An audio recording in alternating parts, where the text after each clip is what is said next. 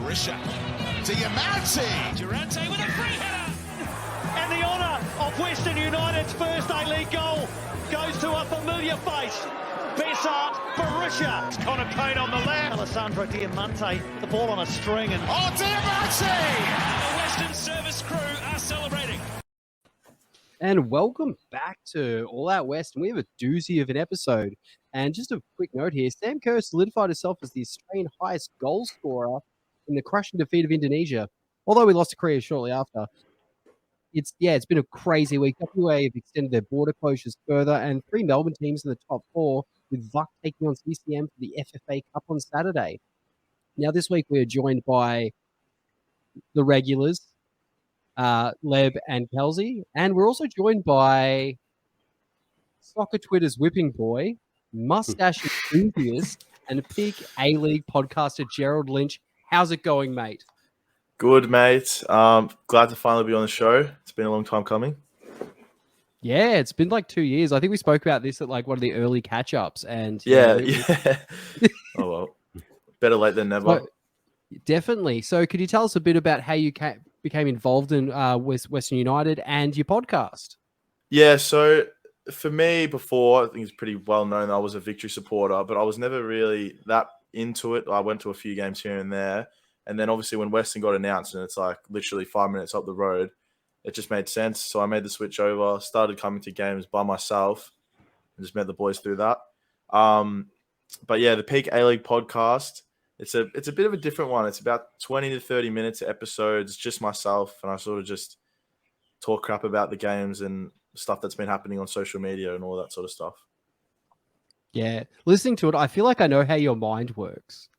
It's like you know when it is just me writing at the desk. I have about half a page of notes, and then I'm just kind of blurting out what comes to mind. Yeah, Yeah, that's the same thing with us, but there's a couple of us doing it. It's just it's a big fan. We highly recommend checking it out, and we'll put a link in the podcast description. Now, any news going around Kelsey and Leb? You want to talk about? Not news, but I'm sure we'll get all into it about the games and. Good win on the weekend. Disappointing result the week before, but not too much news. Yeah, no, okay I'm aware then. of. Sick. Well, Sam Kerr, obviously, as I said in the intro, is highest Australian goal scorer, and it's smashed Cahill out of the spot. Is anyone else so happy about this? Yeah, look, I liked Timmy Cahill, kind of originally, even though he was an Everton player, there was always that little bit of about him being our top goal scorer. But in his later years, he piped up and he became a bit of a sook. So I was turned off him even more. So I'm really glad to see someone as classy as Sam Kerr be our top goal scorer. Yeah. Look, I've been enjoying the anti-wokest tears upset. Like they have been soul crushed that, there's someone else, a female top scorer. Like it is just destroying their souls. And I, for one, am enjoying it. Definitely. Gerald, any thoughts? Yeah, I think he's blocked me about 3 or 4 years ago. So I won't get to remind him about the fact he's no longer number one. But yeah, I don't know. This is what it is. Sam Kerr is probably one of the best Aussies to ever do it. So she deserves her spot at the top. Definitely agree. Now, on to a bit of club news now. Western United has continued its growing connection with football in Tasmania by welcoming 5 players to its training academy sessions this week. They're from South Hobart FC and joined up with the Western United Academy director, Anthony Frost, and with the extended NPL 3 under-21 squad training at City Vista. What do you think of this, the Western United extending their relationship with football in Tasmania? Thoughts? I think it's very good. Sorry. You're on the flow, buddy. Tassie doesn't have their own A-League club. If we can get the pick of the best talents in the state, we might as well do it if no one else is going to take them. So I'm sure that there'll be a few talents there that we can grab and just grab for ourselves. Yeah, completely agree. Yeah. You go, Kelsey. No, you go. Look, if you saw the great turnout that we actually did have, more so for the first game in Tassie, being a weekend game. Second game, I wasn't there personally, but the second game wasn't as good from what I heard. But the first game was amazing, and you saw how much the state actually got around it. There was advertisements for it around the place. The actual day and then the family day afterwards was amazing. You saw the turnout, and to get those junior teams in Tassie to play at half time, be on a field during an A-League game as well. It's more of a push for them as well to get to that level where one day they'll be the ones putting on the show. So I think it's great.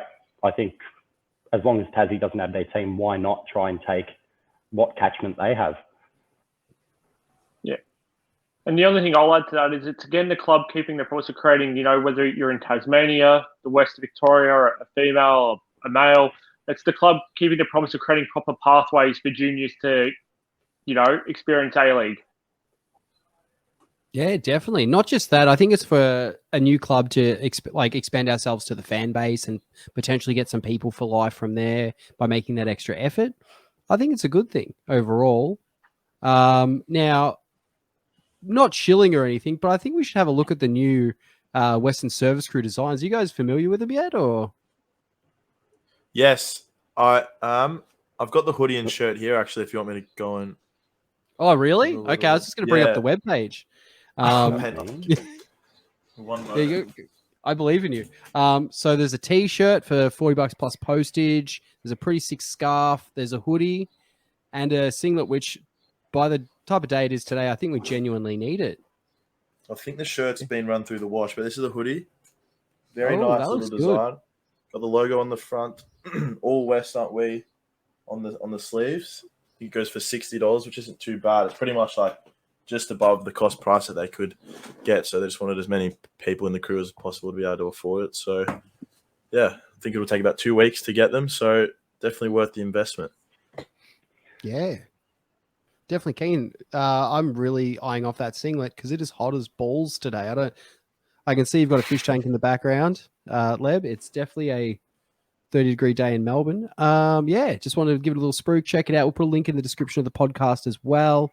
Big fan of what the Service Crew is doing, and also all profits from that merchandise is going towards future banners, tifos, all that jazz. So make sure you check it out. Yeah, and with the victory game in a couple of weeks, we might need that extra funds for another drum. Who knows what they've got planned? Did we end up having a megaphone on the weekend? We did have one, but it wasn't working. So look, shout out to Dave Babington though, who actually did source the mega. So good on him. He saw that the club and the crew needed something, and he took some initiative and bought it out of his heart and soul and generosity. So thanks, Dave. No, that's good on him. Shout outs to him. Now we'll move on because there isn't a lot of news going around just in the club. So injury wise, Seb Pasquale is still done, and Renee Crin has been training. I just mentioned it because it's part of the segment, but move on. Now we'll get on to our game review for Wellington. Now, the story leading to this game, Western United were in hot form with 4 wins from 6 games, sitting the top 3, with Phoenix being on the opposite end of the table with 6 games with 4 losses. Both teams were hit hard with COVID, delaying at least 2 games, with 20 cases in the for players and staff for Wu and 17 cases for the Knicks. Due to these issues around the current climate, the Wu game was moved to Phoenix's home away from home in Wollongong, and the Nangs were in the air tonight, bolstered with recent signings, Gael Sandoval, who scored on debut. The Knicks looked hungry and, to be honest, more up to the task. Any starting comments on the game, Gerald? Well, I think they started really poorly, but then, especially that second half, it was all us. I think we ended up having about 10 or 12 more shots than what the Knicks did. So it was a case of they just took their chances early, probably off the back of some sloppy defending, and then we were left to be punished. And I think not really surprised given that we hadn't played a game in so long. I was always expecting it to be pretty scrappy, but still disappointing because they're probably a bottom 2 side. So slip up and lose 3 points there was unfortunate. I'm glad that Dog's got a cameo on the podcast today. A shout out, Dog, whoever's dog that. So I think a defining moment that summarized the game was the early yellow card on Lustica for a professional foul, taking into account the lasting effects of COVID and the lack of training for the previous 2 weeks. Do you think these factors contribute to the foul? So, because I think the players all look lethargic and out of sync with each other. What do you think, Kelsey? Yeah, look, definitely the lack of playing time, lack of being able to train, and that really damaged them. Sorry, my throat went then. Like you could see it, like the usual defense was a bit disorganized. And we were really inefficient up front as well. Like just across the board, you could see that not having that continuity really caused a bit of disjointment across the pitch. Yeah. Any other thoughts? Yeah, it did just look like don't know whether it was a tired or a lazy performance, but second half was definitely an improvement, but by then it was a bit too late. Sick. Now, Leb, as mentioned, Gail Sandoval blindsided our defence and managed to score after a poor clearance by Lacroix. Who do you think dropped the ball on this goal, and what do you think it stemmed from? There could be a number of factors. Communication's definitely the first one, because to allow that sort of thing to happen, players obviously weren't talking to each other enough. And whether that comes down to what I said earlier, whether it was laziness or whether we just weren't up to it because we had a long time off. It had been nearly a month since our last game. So it could be put down to a number of factors, but the communication is key, and whatever caused that communication mixed up, that could be a number of different things. Yeah. Any other thoughts, Gerald? To be fair, yeah, on that first goal, was Lacroix, he put in a bad header, it went straight back down to the Knicks, but he should have had Jamie Young screaming in his ear because Jamie Young was right behind him, ready to catch it. He's like 36 years old, he's been keeping for how long? Just let him know that you're there and take it yourself. That's what a keeper should be doing.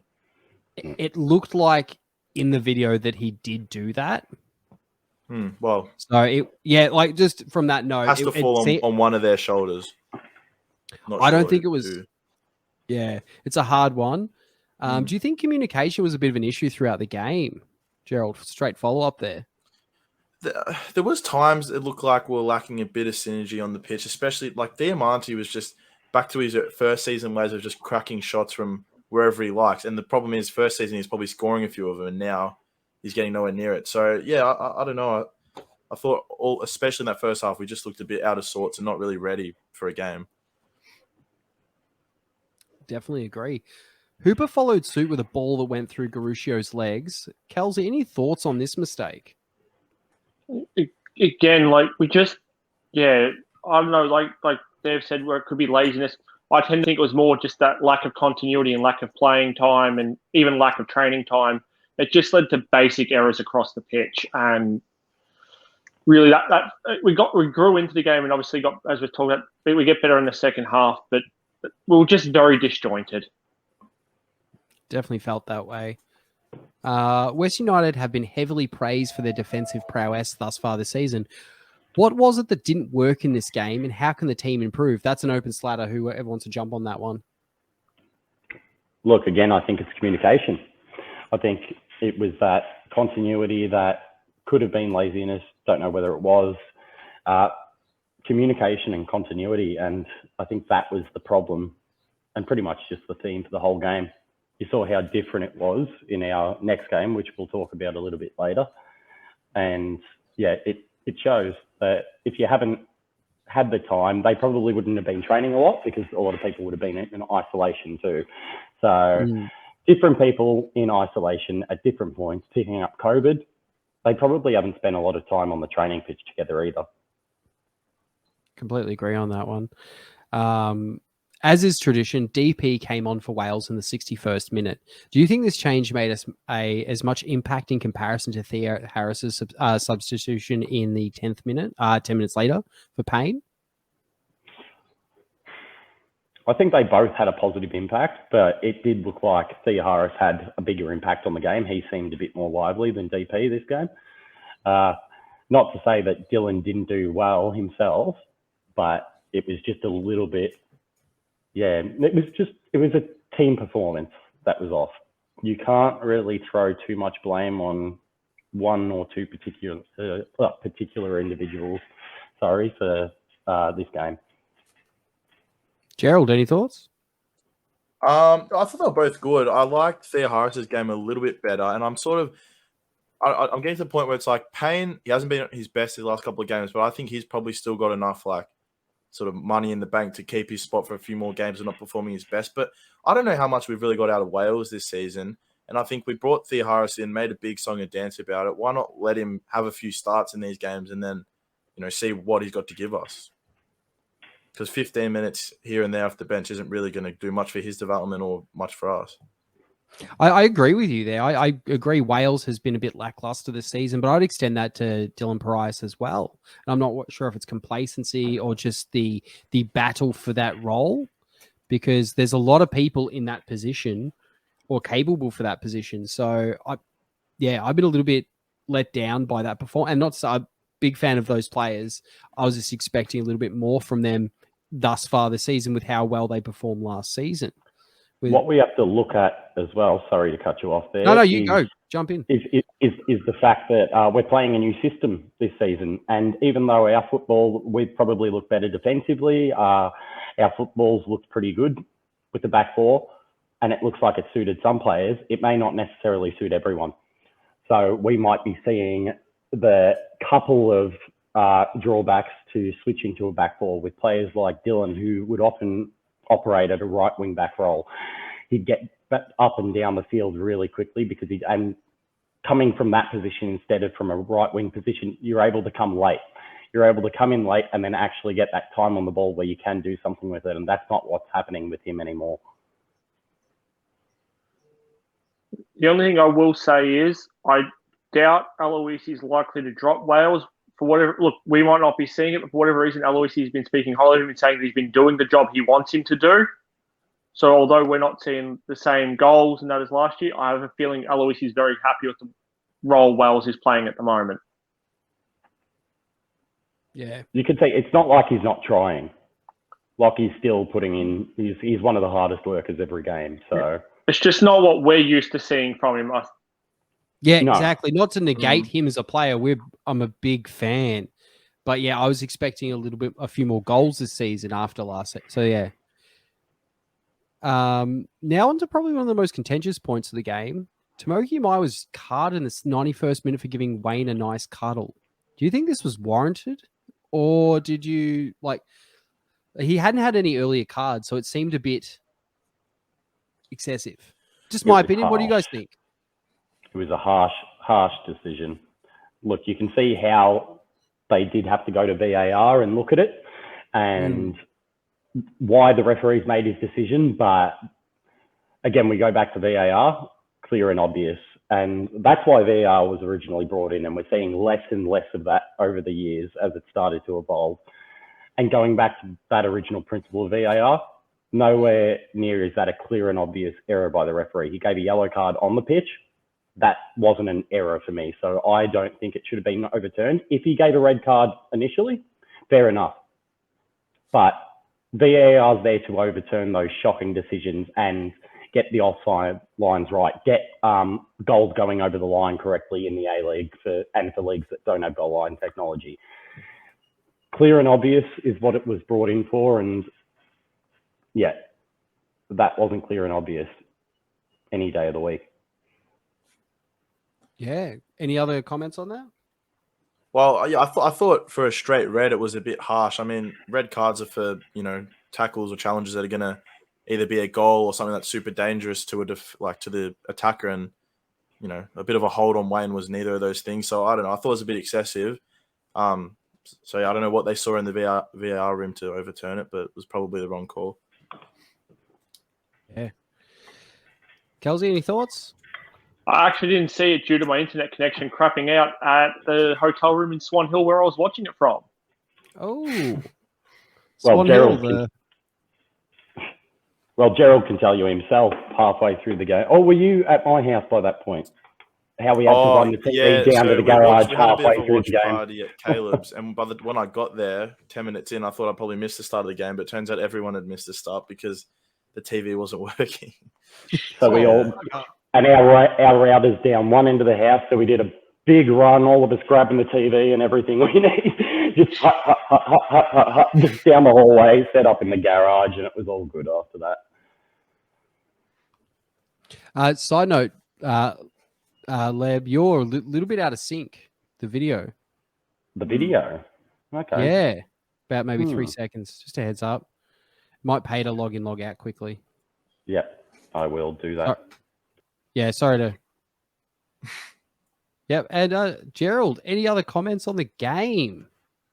Not really. Like I said, disappointing that we dropped 3 points, but I think after what we saw on the weekend, it's clear that that was probably just a bit of an aberration of a game for us coming back after a break and all of that. Like, you saw how hard we were hit. There was times there was like half a dozen people training. So I think to get the unity back in the team probably was going to take a week or so. So I don't think it was the end of the world. Yeah. I tend to agree. Based on the performance we saw this week, I chalk the Wellington game down to simple lack of continuity, lack of playing time. It just was what it was. Yeah. And let's talk about the goal, which was probably one of the shining lights of the thing, was in a moment of respite, Theo triple deked, which is I typically reference Connor Payne in this context, deked Wellington and managed to pass to an open Lustica to crawl one back for the boys in green. As we've already kind of said, discussed, we want to see more of Theo. Is there anything else from this game that we can learn? Communication matters. Yeah. Agreed. Honestly, yeah, that's all I really get from the game. Even as good as Theo was, you've seen how he had performed for the rest of the season, and I think that was one of our off days. Oh, and training matters. Getting that time to train and as well. It shows that all those little things do matter. Agreed. Just one more thing to take away. I thought earlier in the season we had all season we've been running Lustica and Kilkenny in the midfield, and we've sort of been like, where's Crin so we can drop Lustica? But to be honest, I think these last few weeks, Lustica's been the one that I've been more impressed with, and I'm sort of getting a bit sick of Kilkenny. So I think when Crin is finally ready, whenever that may be, not that he's going to be a walk-up starter, but I think Lustica in the last few weeks has almost done enough to secure his position when more competition comes. It's a good headache for John Aloisi to have. Yeah, that's definitely. I'd always thought the Lustica front, but he's performed greatly. Kilkenny isn't without his merits, though. Like, he's really been covering a lot of Diamante's follies, which is defensively. He's gotten back to shore up when Diamante's pressed too forward and left us exposed. That's just from my perspective of the game. I'm happy to be wrong, but that's kind of what I've seen. And also can take free kicks for us. You know what I mean? That's good to have someone who's decent at that. We'll go on to Player of the Year. Now, I'll read out, because we did this. We're supposed to do a podcast last week, but we didn't get around to it. So, Kelsey, you did 3 to Lustica, 2 to Riz, 1 to Dia. Leb, you did 3 to Risden, 2 to Lustica, 1 to Garuscio. Jay did 3 to Lustica, 2 to Rizzo, 1 to Theo. I did 3 to Lustica, 2 to Dia, 1 to Garuscio. As our guest, Gerald, would you like to contribute to our Player of the Year? For the Wellington game? Yeah. Oh, I don't know. I don't think we gave you the worst game to do, didn't we? I don't think I remember enough from that game. We ended up spending about 20 or 30 minutes of it playing a bit of backyard cricket. So yeah, we'll wait for the second half. I don't want to skew the results with some wrong memories. Who won backyard cricket out of the crew? There was no winner or loser because it was just a short game, but there were a few good bowls, a few good hits. I'm pretty sure I got on a hat trick at one point, so I'd be right up there. Yeah. Just, we'll give 3 points to Gerald this week, okay? That game was a bit of a letdown, but understandable in the context of where the team were. Post-COVID, post-couple of weeks of that training, man, that's understandable. But half the people could have still had respiratory issues post-COVID. The long-term effects of COVID can be really bad for people, and especially with some of our older players, it could be quite bad. Well, the effects still aren't even fully known. So you don't know how it impacts different people differently. I've heard of people recovering really well, and then others that are struggling a little bit after picking up COVID. Completely agree. Do we want to move on? We won't say who's winning the Player of the Year comp. Kelsey, are you going to do the City game? Yeah, I can do the City game. So on Saturday, 29th of January, we took on Melbourne City at Amy Park. And Melbourne was green and black after his third straight mugging of our future Eastern rivals. Some backstory as we lead into this game. Depending on which City fan you talk to, they were missing between 4 to 6 key players due to international duty. This included Naboo, McLaren and Leckie, who are all pivotal to the City team. That said, the team they played could rival a number of other A-League teams, including the Wanderers. Now, this game was a big one for us, given the 2 losses, a COVID break, and it was also Topos Stanley's 350th professional game. Typically, Western United shit the bed on occasions such as this, but not to spoil the result, but we fucking did it. Yeah. I can tell you What a big wrote one. this. Yeah, that's 100% how I speak too. I was Oh, real no. cheating. Why did you take you took the fun game to talk about? That's even how my brain works. But yet to go into how you would talk to, I would like to congratulate Nikolai on a stellar career, and I am so glad he landed at our club. Looking back at the signing, how do you think he performed, Leb?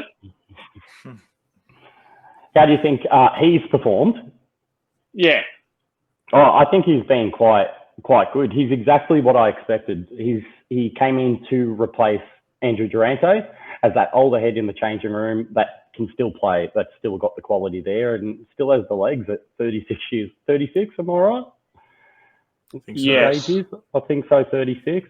At his age, a little bit younger than Dura, but he's been there, he's done it, he's been in the A-League and overseas. He's won an Asian Champions League. He's had an amazing career and he's still got it for another couple of years. So, especially with Smoky out, I think being his 350th, he probably would have got the start anyway, Nikolai. But with Smoky out, he came in and just seamless, like Smoky was on the pitch. And that's what we've got now. We've got 3 really good centre backs that one can drop out with suspension or injury, and we can have another one come in and replace him seamlessly. And that not getting ahead of me, that's what champions need. If you want to compete at the top end of the table, you need to have players in your squad that come in and just do the job as if your first 11 would. Yep, that is exactly right. It's the only way. And then in a class move, City joined in on a guard of honour as he was carried off. How did you feel about that, Gerald?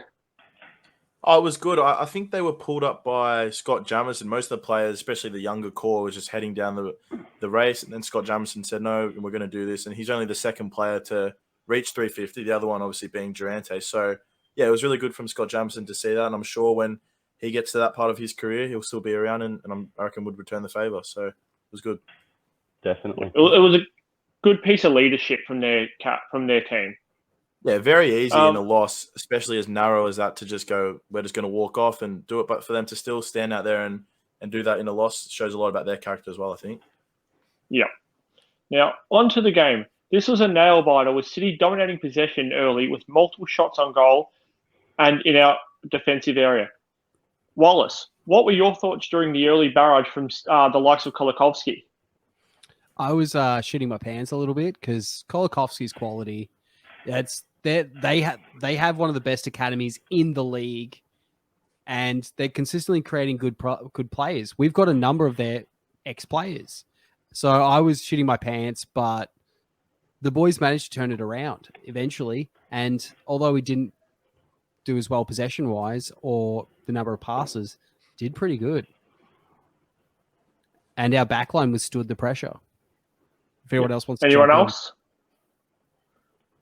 No. I might have been after the few beers, but I wasn't biting my nails as much as you were. I don't think, Wallace, even though they. I was watching at home. I wasn't.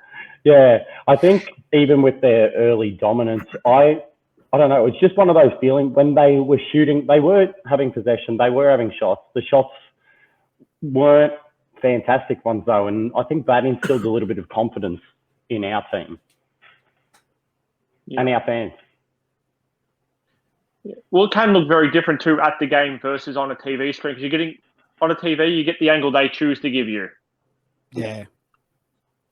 No, And the so narrative that can they also, push. that's true. So Hashtag City fake obviously dominated possession with 59%, but this fizzled out with only 3 shots on target. I think the true pillar of the game was actually City's glovesman Glover. He actually played a fantastic game. He had 5 solid saves, including Diamante's penalty. Now, I'm going to throw this out there. On the note of the penalty for the handball, do you guys think it was the right call?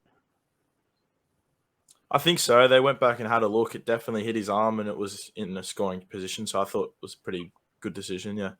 Yeah, his arms weren't in a natural position, so you can't even if it was on the other foot and it was us who conceded that, I don't think we'd be able to have too many complaints. No, I think we're all unanimous on that decision. And then, as a follow-up, who do you guys think should have taken the penalty? Kilkenny. He's got a fantastic record of penalties in the A-League. It's either he's only missed one or he hasn't missed any. Something along the lines of that. Yeah, I think he should be taking penalties.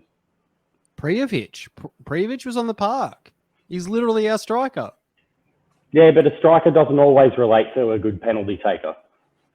Yeah, I know. I mean, they're different skills. They are different. If you're talking penalties, Diamanti scored one in the Euro finals. So I think it's easy to speculate now that he didn't score it and go, we should have given this to someone else. But he's been our penalty taker since the start. And from memory, I don't really remember him missing one. I remember him scoring quite a few. So I think it sucks that he missed. It was a really good save as well. But So fantastic. He has missed one in our early games when we were playing at Caroline Springs, First he ever game. yeah, he said that into the atmosphere, but other than that, he's been It's fairly still consistent. orbiting. It's like a satellite now. Elon Musk. That one was out of here. That was a miss. So, following the 66th minute, in which we subbed Farias for Payne, Lustica scored a beautiful goal to the right corner of the net, which stemmed from a deflection. Not to negate Lustica, do you think he'd be in our starting 11 consistently this season? He's having a banger of a season. Well, as we discussed before, you wouldn't call Crin a walk-in anymore. So, Lustica, you do have to remember signing him in the mid-season window in our first season. You saw how much of a fantastic impact he had in that second half of our first season and in the little finals run that we had. And last season, he did drop off a little bit. Who knows why? But this season, I think he showed his quality and his class. And you have to remember, he's a player that's won championships with Brisbane Roar. He's been there and done it around the A-League with a few different clubs, had stints overseas as well. He's still relatively young at 29, 30-ish, I think he is. And he can still keep going. He's in the prime of his career. So why is there any reason he can't keep performing like this for 2-3 more seasons? Anyone else? It's an interesting point. I don't know if you guys have been keeping track. We've only had the 4 goal scorers for this season. So I think Wenzel Hall scored against City and Adelaide and maybe Perth. I think he scored 3. So Adelaide and Brisbane, Payne scored them. Prijovic scored 1, consolation against Victory. And now Lustica's turn, he scored 2. So it's sort of been a season of having, like in the periods we haven't had like Payne 1 week, Wenzel Hall's the next. It's been like 3 Wenzel Hall's goals, 2 Payne, 1 Prijovic, and now 2 for Lustica. So I'm interested to see who it's going to be next, or if we can actually score multiple goals in a game, because we're still yet to do that under Aloisi. Well, it might be Wales' turn, as we explained before. Could be. Him not scoring enough. So, but yeah, it does seem like those purple patches, not performance-wise, but scoring-wise from those players. They're getting certain streaks when it comes to scoring. It's definitely interesting. Hang on. Maybe, no, I don't think we're going in any particular set order. I think it's just a little bit random. All right. So then I guess we'll just say, are there any final thoughts on the game? I've actually got a thought. Was anyone impressed by, not impressed, but happy with the actual attendance for the game, which is 4,740, which is happening during the Australian Open? It was quite good. You go, Caleb. No, you go, Gerald. Well, Victory had their game, albeit it was in Geelong, and they got 2,000 on the dot pretty much there. Now, it's a cup game, but it was a semi-final, so for us to more than double that was pretty good, considering obviously City brought a number of their own fans, but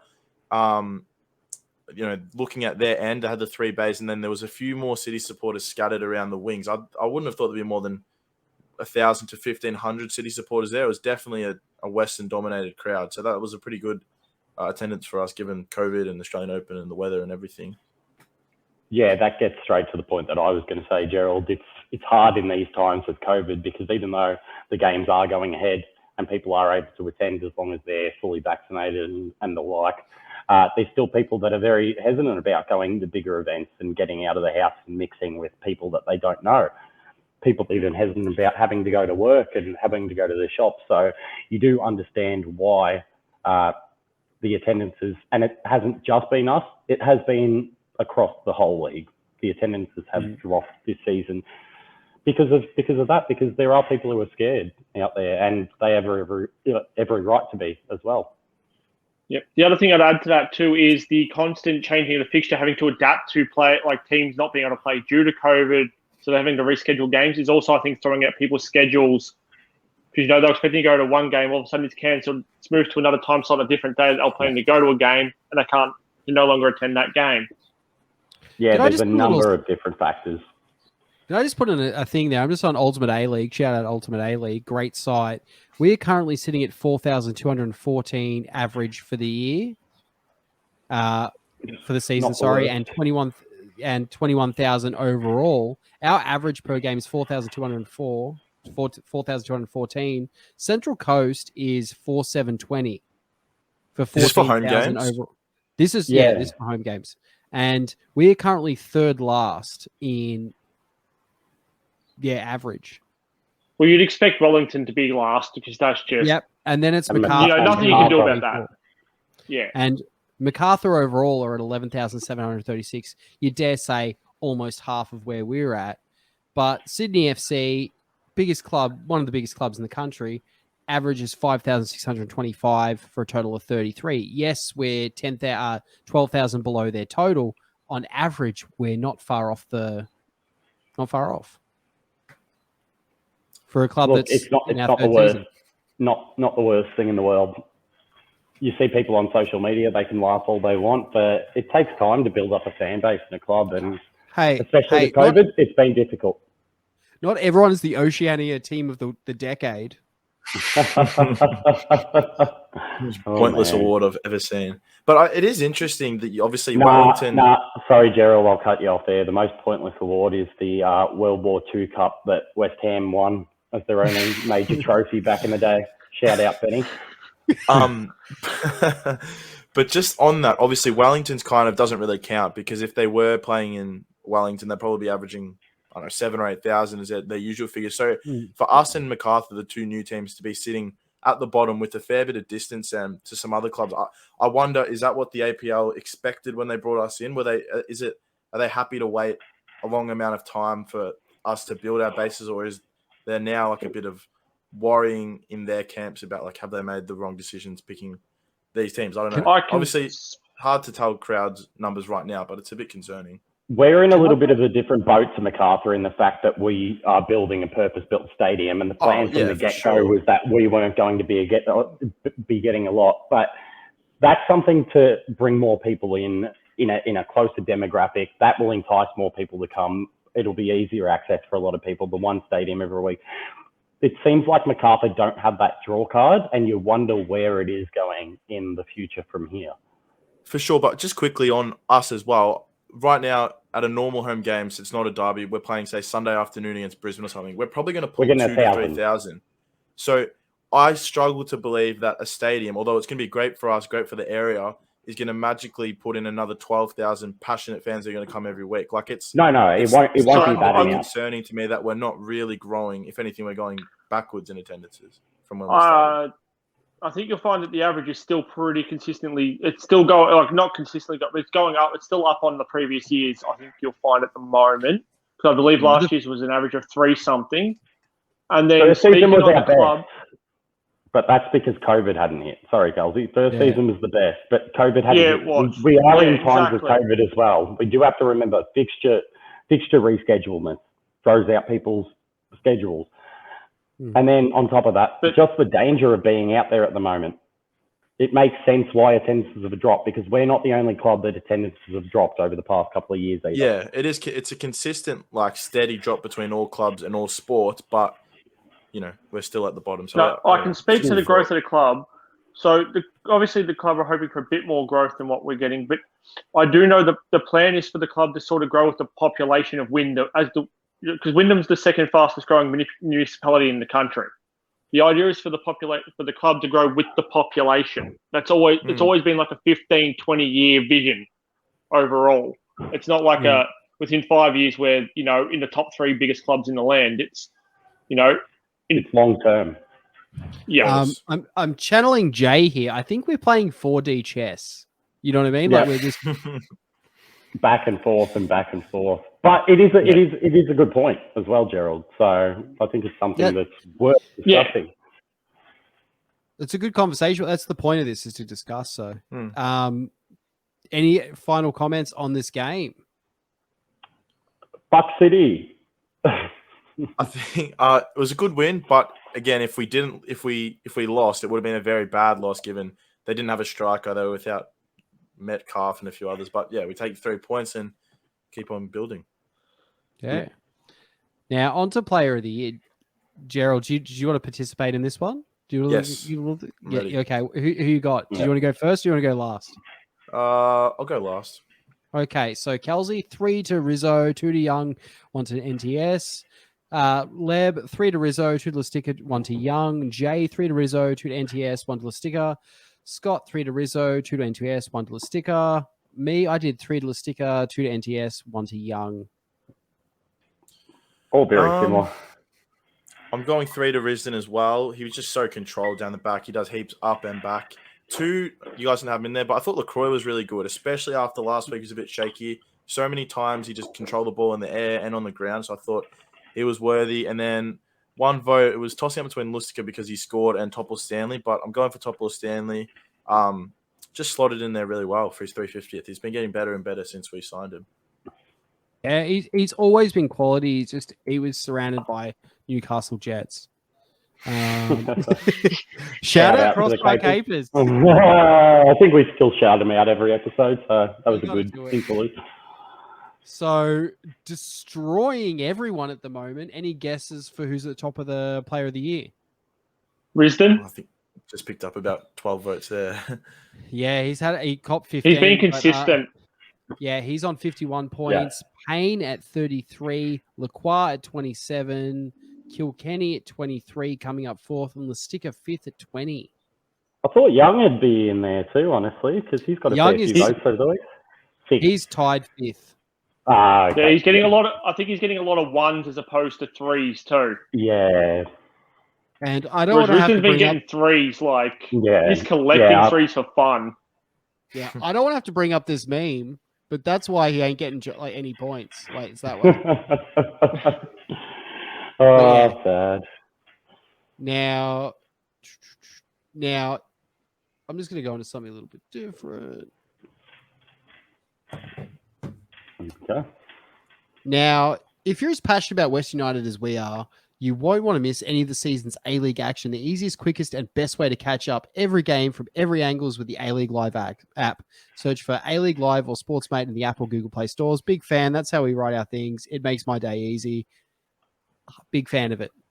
Now, do you guys want to get into game previews? Yes, let's do it. I like your enthusiasm, Gerald. We've had a bit of a shake-up with the previews this week as well. Yeah, we've got 2 games this week. This will be coming out on Tuesday morning. And on Tuesday night, with a few days rest, the green and black take on the Bulls at Campbelltown Stadium on Tuesday. I spelled that terribly in the run sheet. 1st to the 2nd. It's Tuesday. It's a half Thursday, half Tuesday hybrid. Yeah, it's spell check. I don't know what F7 is, No, you've killed me with that one. Now, here's the big question about this game. Thoughts on the mascot name for MacArthur Bulls? Arthur Bull. Arthur Bull. Look, it's not the worst thing in the world. Could have been worse. Not a fan. Could have Just been. Want to bring out Gerald. Could have been thoughts? horny or It's a bit someone. boring. I mean, where does Arthur come from? I don't know. That's what I was about to ask. What's the point? Where's the Arthur coming from? They should have named it. Oh. They should have named it Mick. They should have named it Mick Arthur. Yeah. Yeah.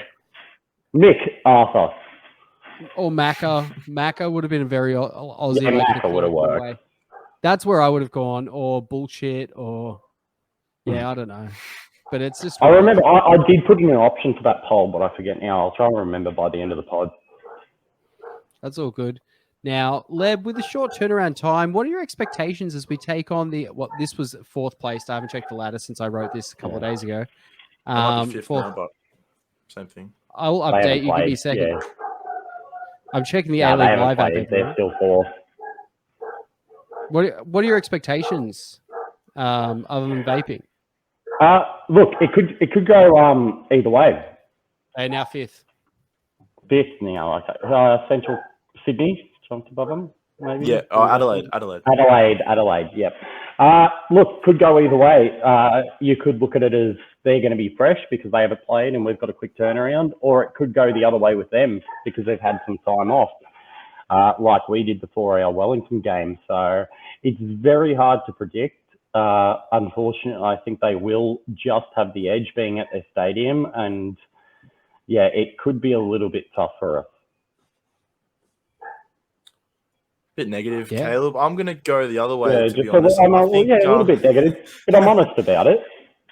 So the Bulls last played on Boxing Day, same time when we had our break. They lost 3-0. Before that, they'd won 4 in a row. So now that, plus the fact they haven't played it's going to be 6 weeks. It's literally impossible to know what they're going to come out with. But I think given that, we saw how we played after a long break. Theirs is even longer. I think we can beat them, and I think it's going to be 2-1 for us. I'm sure there'll be a little bit of rotation. This might be the game where we get to see, Pieris or Theohara start. We're going to get Imai back. So I think we'll be okay. Yeah. Look, I expect in one of the next two, Dylan Wenzel-Halls will start one of the two as well. With this game, have they been off due to COVID as well? Yeah. Yeah. So they wouldn't have been able to train either. FA Cup. Yeah. So it depends how much training and how much simulation they've been able to get into their legs will really go a long way to how well they perform. But again, training doesn't cover, game time. There's nothing like actually playing the full 90 on the pitch. You can simulate it all you want, but you're not going to go as hard as against another team. So it'll be interesting. I think I'll probably sit in the middle and say it's probably going to be our first draw of the season. Oh, interesting. Be cool. I'm going to say we're going to win. Got to back the boys. Be biased as hell. Young with a hat trick. Scotty with a hat trick. Yeah. I think it's gonna be a grueling one. I'm gonna go 2-1. Gonna back the boys, Prijovic and Wales to score. I hope. Not Lustica again. No, he's gonna have a chill week. He might get a manicure or something. I don't know. Oh, look, one of them might get arrested in midfield, him or Kilkenny tomorrow as well. You never know. Or today, as of this recording of as of the release of the pod. Yeah. Well, it's going to be close to a year since we've actually beaten the Bulls, because we haven't actually beaten them since February 2021, which we've been pantsed once by them. So, so hopefully we can get that up again. Do you think the ground will be in a suitable condition? No, surely. They've had enough time to sort it out.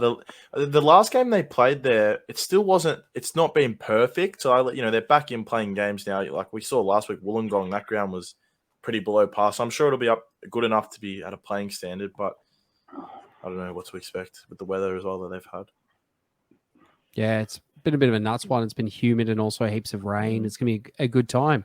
I'd say for the lols, to be honest. Now, any comments on this game going ahead? It's a Tuesday night. It's good to see weeknight football for me, but other than that, it's a bit meh. Yeah. Anyone else? Yeah, I prefer weekend football. Obviously, you can get together with a few mates and watch it if it's an away game. Tuesday night's a bit hard. Sit at home, have a couple of light frothies, and then go to bed. Light frothies? Light frothies. Light. I can't flex. I was drinking Captain Sensibles for all of like November and December, so I can't flex. We'll move on to a much more interesting game. So on Saturday, our rescheduled game, we're taking on we're taking on West Sydney Wanderers, as Carl Robertson has been fired, and they've taken on the USB missing Rudan where do you think this is going to go? Is this just good for banter? Gerald, where are you going to be at?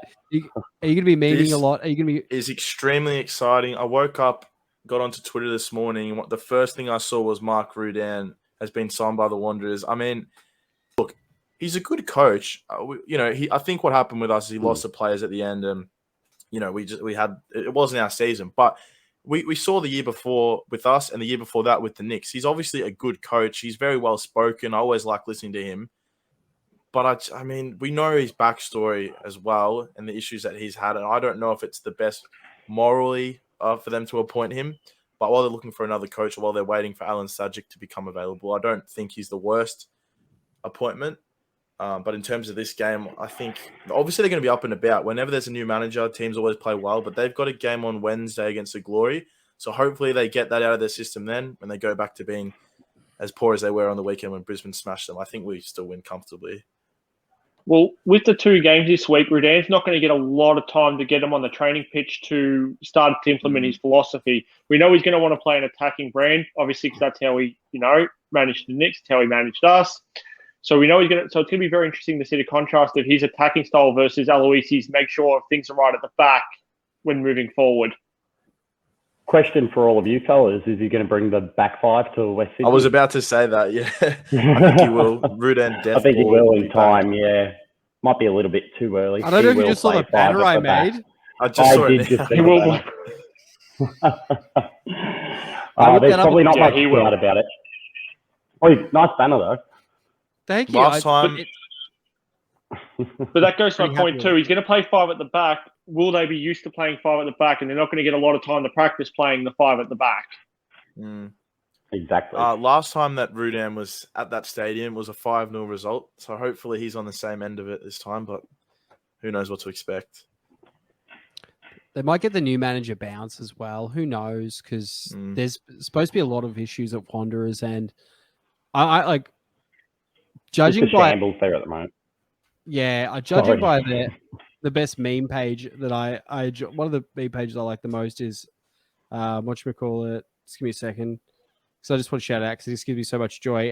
Western Sydney Memers. That's their displeasure at Rudan's announcement has made me so happy because we've lived it. But he was good for us in the short term. I think he might be able to do that this season. He's not a bad coach. Yeah. No, I've got nothing against him. I've got to run, lads, but thank you very much for having me on. It's been a pleasure. Hopefully do it again shortly. Yeah, done deal, good man. to have you See on. next time. Thank you, lads. Wicked. Any other comments on the West Sydney Wanderers game? No. You go. It could go again. New manager bounce. You don't know how they're going to go, but they have been really poor. And the sort of players that brought in, they're players that you kind of wouldn't want in your team. Like, would we want Jack Rodwell after watching Someone Until I Die, knowing how he is behind the scenes? It seems like more toxicity has just been added to Western Sydney to the point where they're actually going to need to do some sort of clean-up of it. I don't see them having a good season. I don't see them making finals this season. Rudin might pull them out a little bit more than Carl was doing, but yeah. I think they'll get the manager bounce against Perth, but again, until he gets time to actually train them, implement his ideas, work out what's going on at the club, they're not getting many days between. They're doing the same as us. They're playing the 3 games in the week, but we've got that training continuity, already know the game plan. So it's sort of automatic for the players, even if we're rotating. I know this is my role. I know this is what I'm meant to do. They're going, What do we do against Perth? And they're going, oh, crap, it's 3 days later. What are we doing now? I still think we win that game. Yeah, do they have the squad, the depth to actually cope with a quick turnaround? Because as we spoke about before, we were talking about our depth, players coming in seamlessly. Do they have that? I don't think they do. No, and I don't see how because the Wanderers haven't been playing 5 at the back so far, have they? Not as far as I know, no. No, so all of us, like I said, do they have the players to be able to do that and to be able to rotate and have 5 at the back? Because those wing backs get run hard in a Rudan side, and I don't think they're going to have the right amount of wing backs that they're going to need to be able to run in Rudan's style of play. I think it's for just two gonna be a back-to-back case of- games. I think It looks it'll like be they're a case running of us finding out in the next few weeks what they're really made of under a new coach. If you see that they flounder, you see that it's going to take a little while for them to turn things around. And I'm not just talking this season, I'm talking future seasons to come. And given the toxicity at the club, this is sort of like a free hit for Rudan. If they do well, he looks like $1 million. If they do bad, well, it's not really his fault. He's taken over a poison chalice to begin with. I think it's a better for him than the club, his appointment, honestly. Yeah, he can't lose out of this. He won't be judged as harshly as he was at us or even the Knicks. No, as I said, it's a free hit. Just to clarify that, it looks like they predominantly ran a back four. So so again, it seemed that way from watching them. I just had a quick look up the lineup of the previous games on A-League Live. That's what they had on there, so I'm assuming so. I haven't watched that many West Sydney Wanderers games this season because we haven't actually played them yet. So no. So again, I just don't see where they get the squad depth to be able to implement it in back-to-back games in the space of 3-4 days. How do you think our squad's going to cope with this? Do you think we're going to go light on the MacArthur Bulls game and head for the summit on this one, or? No, that's not Aloisi's style. I think he'll try and go for the win in both games, but it's just whether or not he gets the combination right in both games.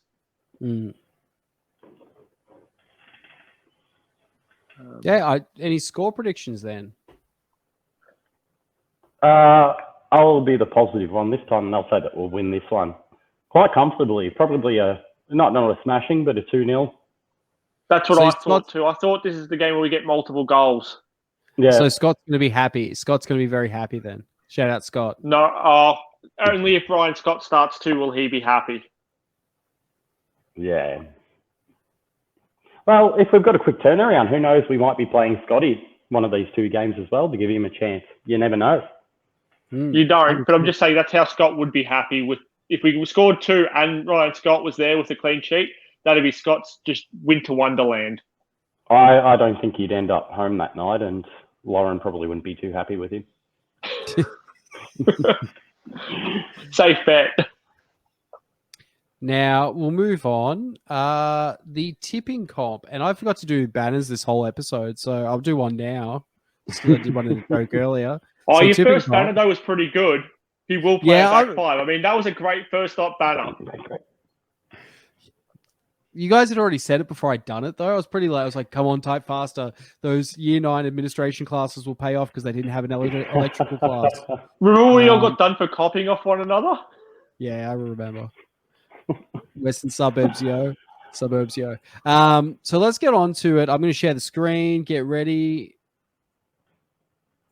Just bear with me, guys. You can continue talking. So this is the current ladder. Woodster 99 currently going to win the prize pack and trophy. Methodical Flamethrower, great name. I appreciate that. Sounds like a song that Cannibal Corpse would make. Coming second. Tied with Christopher Russell. I'm coming out fourth. All that pest. The Joker Babies really come back. A-Trax, you're really letting the team down. This is our first mention for the podcast. Tied for fifth. Nick thinks he's doing well. Where is Nick? He thinks he's coming up. Leb's tied for 9th with Jeff FFS and Irish Tony. Sherlock, he's coming 15th. Tips have been hard. 14th. Tips have been hard this season with all the postponements and changing of fixtures. Sometimes you've needed to do it within 24 hours. So I have missed a lot. I've missed a couple myself. But shout out, this is going to be a fun one. Make sure to do your tips. We've got a good prize. It's likely going to be something very good, so I recommend everyone doing it. Plus the coveted toilet seat trophy, which Andrew Tran is currently the holder of, and you'll have to take him in a barbed wire death match to win it off him. I had to remind him again yesterday to take a photo with that trophy so we can actually post a nice picture of him. I've asked him many times, give us the photo, bro. I dropped that off to his house during COVID because I wanted to bring the joy to his day. Pick up your game, A-Trax. Now, we'll move on. Around the grounds.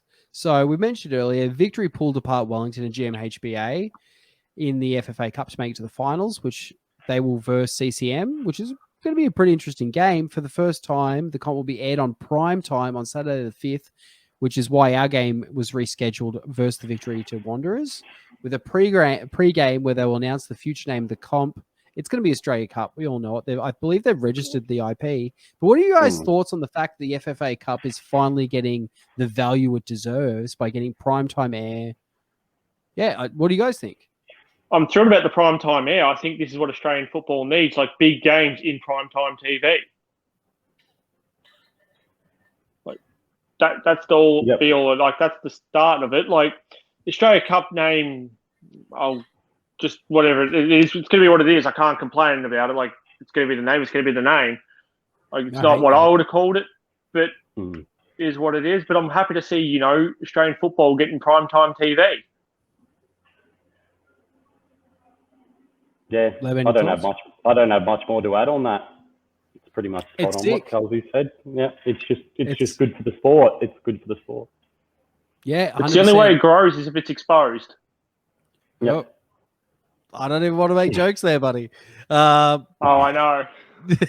Now, in some of the hugest news, and I'm so gutted we didn't get it. Cum Dog is on the Central Coast. He scored in his maiden game. This actually relates to our first episode with Leb and Jay.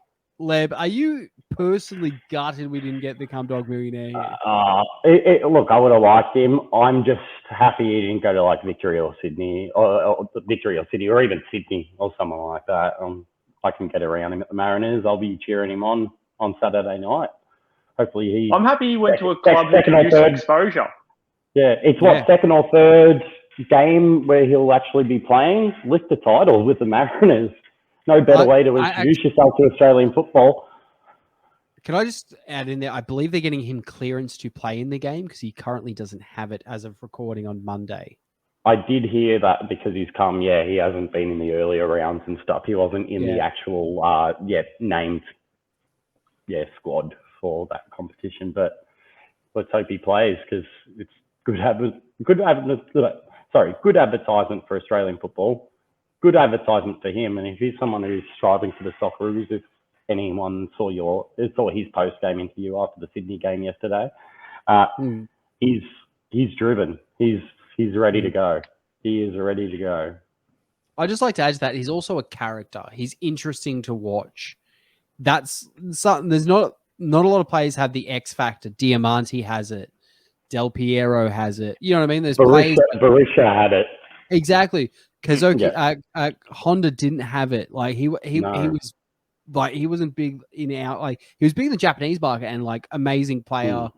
But again, I don't think the league capitalized on that. You look, even Harry Hill didn't have that sort of enticement. Yeah. Yeah, you want that to translate to bums on seats, and I think because I view it as a league-wide thing. The more better players we have, the more interesting players we have. That bums on seats, eyes on TVs. It's good for everybody. Yeah, so it's a good move for Australian football. Good move for the sport, and would have liked him enough, but I'm just glad he didn't go to Victory City, somewhere like that, somewhere where I can actually watch as a neutral and enjoy him, as long as it's not against our team. But again, it's good seeing a player with X factor going to a club who could use some X factor at the club and getting the club some exposure.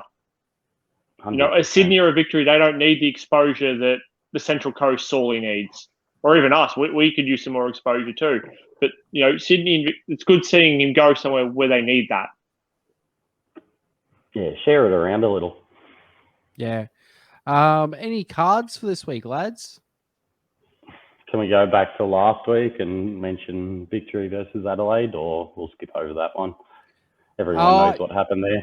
Yeah, we obviously know our pro Josh front there. Like it was piss week what happened, and it shouldn't happen. That's long story short. Do you have anything you want to say? I'll just bring it up and say disgusting because I could rant and rave. For hours about this. So I'll just leave it. Disgusting. Pull your heads in. Yeah, 100%. Yeah. Kelsey, anything? No, I can't think of anything to be. Geez, I haven't had anything to be negative on in weeks. Yeah. Are you okay? Yeah, this is odd. He's a changed man. Yeah, I don't know how to feel. Yeah, I do have don't something to it. say it's not a card, though. You Yep. said that the weakest cup was the World War II Cup. There's actually a weaker cup than that. It's called the Emirates Cup, the tournament Arsenal holds with pre-season every year. That is a joke of a thing. I'm an Arsenal Actually, supporter, and I know that's I'll a tell you joke. what's worse than that. Spurs Audi Cup. Oh, Yeah. and then they celebrate it like it's a trophy and release DVDs on it. Yeah. No, I've only got one proper small one from this week, though. It's international break again. Couldn't watch the Premier League. So Yeah. I'll see you next week, Premier League. That's my small card for this week. Yeah, I don't know the how I'm window going is to handle it. dampened my spirits a bit, not having it for 2 weeks. Yeah. Hey, at least my two African boys have got through to the semis in the AFCON, so that's all right. Yeah, I'm hearing a lot of They'll good things probably about the AFCONs. Any and, highlights? from the AFCON? and a lot of bad. Yeah, highlights. The play's been... Look, the play hasn't been fantastic, but the highlights has been the entertainment value. Goals and red cards pretty much every single game. So it's been entertaining as anything. But there are some bad things about it too. You see the organisation, the way certain teams are being, the bigger teams are being treated better and they're staying in better accommodation, that sort of thing. I've heard of some of the lower teams not even being able to get milk for their coffee for 2-3 days just because they've been chucked out into huts in the middle of nowhere. So thumbs down to that. Thumbs down for the organisation around the crush that killed some people at I forget which game it was. It might have been a Cameroon game, I think. But entertainment value, it's been good. Nice. Any final comments for this week's pod? Am I going to have to do the Epstein outro? I guess we will. No, look, Yeah, I'm happy the club's bounced back. I'm happy we're back on the right foot. Hopefully we don't get any more COVID outbreaks within the team and we can just keep progressing. yeah, I think we're going in a good direction. We're currently sitting tied second place for first. Like we're freaking second, worst case of the currently. I think we're doing well. The club's doing well. We've got a good set of players. I'm not negative. I don't have anything to be negative about. I have one thing to be negative about because you have seen even in the past couple of seasons, we've had a lot of home games earlier on. And as we've come towards the back end of the season, our fixtures that have stuck, we've had a bunch of away fixtures in a row, and that's when we've seen our performances drop. So that's the only thing I don't want to get ahead on ourselves is it looks like we're going to have that same sort of run this year, where there's going to be a lot more away games in the second half of the season. And we have to learn from our past two seasons if we want to actually do well. If we want to not just finish in a final spot, if we want to finish in a top 2 spot, we have to be better than what we were. Yeah, well, hopefully, defensively we're a bit more aware in the away games as opposed to as naive as we have been going to some away venues. Yeah, definitely. Yeah, 100% agree. Well, that about wraps us up for the week. Don't forget to check us out on social media for up-to-date West United content. Share, like, subscribe, review, and all West, aren't we? All West, aren't we? Gillane!